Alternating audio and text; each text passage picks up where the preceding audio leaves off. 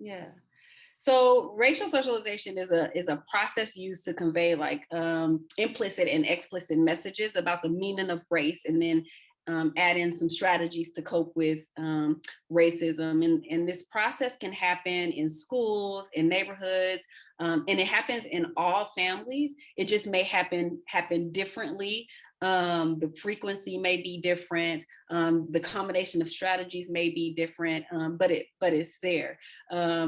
Transmission can happen in various ways. So, it can be transmitted verbally, or it can be transmitted non-verbally. Non-verbally, an example of that would be, a child may notice how a parent's voice or their posture may change in the presence of someone that is racially different from them, right?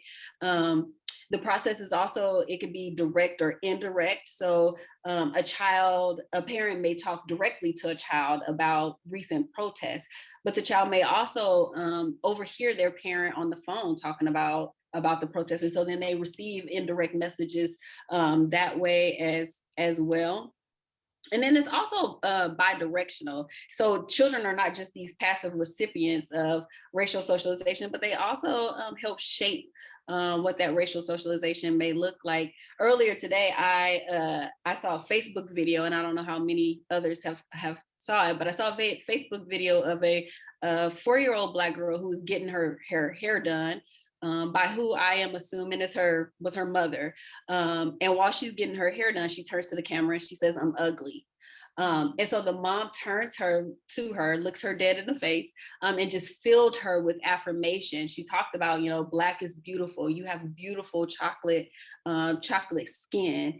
And, in that moment, the little girl was crying, the mom was crying, I was crying watching the video.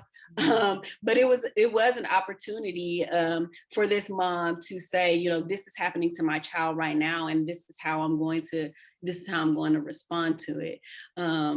Racial socialization can also be proactive too. Parents can plan to have these conversations. I'm going to think through what I want to say and when I want to say it. And so it could also be a proactive thing.